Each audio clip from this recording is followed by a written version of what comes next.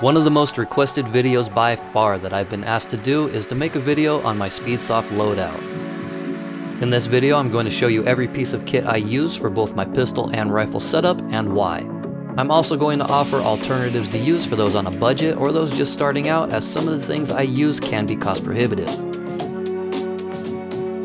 Most of the gear I'll be showing you can be found at the gear link in the description or at my sponsor, hi-capa Customs, where you can find the best pistol and rifle upgrade parts. Real quick, I need to give a huge thanks to my patrons and channel members, whose eternal guilt for more content keeps me going, Ryan, especially these top contributors here. Anyway, you have the questions, I have the answers. Let's get into it. Starting off with my mask, I'm using the Carbon Zero Pro. When I look at a mask, I'm looking for two main details: how much visibility you have inside the lens, and how flexible the lower is. The Carbon has a wide field of view similar to the Empire EVS, which I've ran before, but with a much slimmer profile and a very flexible lower, which means I don't need drop stocks or super tall risers to use optics with it.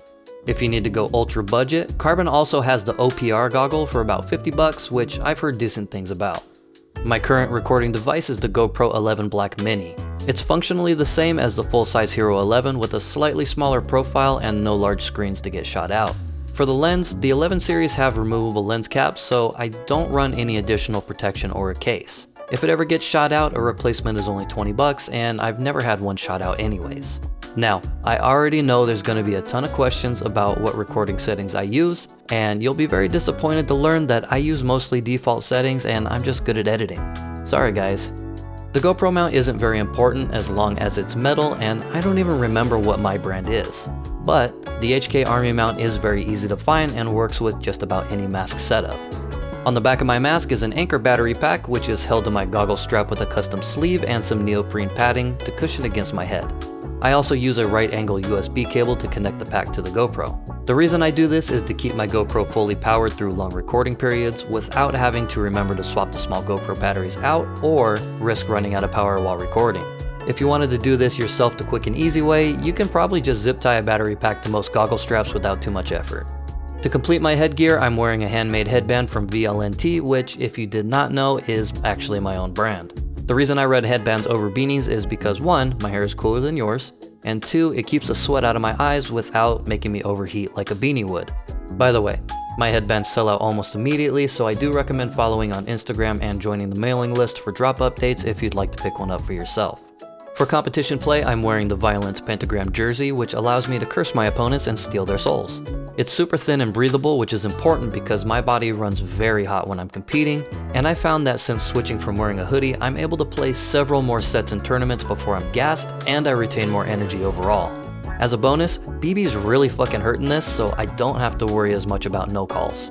A cheap and easy alternative is just a simple short or long sleeve t-shirt if you want to stay cool, but I do still recommend hoodies for public play so you don't come home from games looking like you caught leprosy. Under the jersey, I'm wearing the Violence branded FreeFlex arm pads from Exalt. I really like these arm pads because they fit snugly and they also have a breathable fabric on the underside of the arm. There's also a tension strap that you can actually use to hold a spare mag in if you wanted to, and I've done it before. The padding on these is very nice, and these are currently the only pads that I trust on concrete. Prior to these, I was using the HK crash pads, and I actually ended up fracturing my right elbow several times, and this is why you don't see me diving head first anymore. This is one piece of kit I do not have a budget recommendation for because protection should always be a top priority. I've also recently switched to Alpine Star's TechStar gloves, and I can't recommend these enough right now as an alternative to the Pig Alphas. They have the same double layer protection on the fingers and padded knuckles, but they also have padding built into sections of the palm, which is really great for when you're moving around on concrete. If you've been following me for any amount of time, you already know I always have the high top chucks on, because Airsoft is roughly 10% skill and 90% fashion. But seriously, due to my playstyle, shoes are a very consumable item and I burn through a pair every couple months or so. For me, Converse are very comfortable and are a lot cheaper than the several pairs of $180 Salomon shoes that I've dusted in the past. Aside from looking super cool, the reason I use high tops is for extra ankle stability since I do a lot of footwork, and these have actually saved me from rolled ankles on more than one occasion. When it comes to shoes, wear whatever's comfortable to you and doesn't leave your feet hurting at the end of the day. This is a very important and often overlooked piece of gear. For my big sexy legs, I'm using the BT jogger pants, which are super comfortable and have some nice features like reinforced knees and zipper pockets. These will be releasing soon, and you can follow Bloodthirsty on Instagram for updates on those. If you're on a budget, I recommend going to Ross, Marshall's, or any other outlet store and try to find some lightweight joggers for around 15 bucks. Just like the jersey, lightweight is the way to go to help with overheating and retaining less weight from sweat. If you wear combat pants or any other heavy material, pay attention to how much they weigh after you play in them, and I bet you'll be surprised. In my case, I was carrying around an extra 4 to 5 pounds on my legs once I started sweating, and add that to the sweat stuck in your hoodie and you are approaching small child levels of added weight. I'm not exaggerating, it's crazy. For my old man knees, I'm using the 187 Killer Fly Pads, and there's 2 big reasons why. The main reason I picked these up is they have really thick padding so I can ejectocito and drop straight to the floor without a problem. The second and just as important reason is because since I can't dive anymore, I needed to find another way to move around low and fast across the field. These pads slide really well on hard surfaces and allow me to basically use my knees as a second pair of feet to skate around on the concrete. They work so well in fact that I actually adjusted my entire playstyle around them, and I'm now starting to see a lot of people do the same. For both my pistol and rifle setups, I'm using the Monk MHQ belt with S-Tac Kiwi pouch inserts. I like this belt because it has several layers of straps which keep it from shifting around but also let the belt flex with my body. The Kiwis are Kydex inserts from S-Tac that have a very strong plastic retention so I can mount my mags upside down to have an easier pull and lower profile reload. I also re-index everything in public play, so these are a must for me.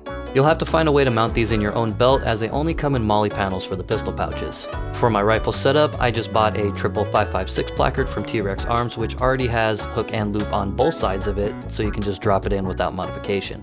If you haven't already Googled it, the pistol setup will be fairly expensive to pull off, and there's nothing wrong with running regular kangaroo pouches. You just can't mount them upside down. You should be able to find cheaper Kydex retention on Amazon, but I've been using S-Tac for years and quality is important to me. For my main competition rifle, I'm still using my custom built Monk ESG with a Polarstar F2, max hop up, and a 601 inner barrel. In case you missed it, I do have a full build video for this on my channel, which I will link below. Likewise, for my new pistol build, I'm using this super sick hybrid build from hi-capa Customs, which I'll put the link in the description for as well.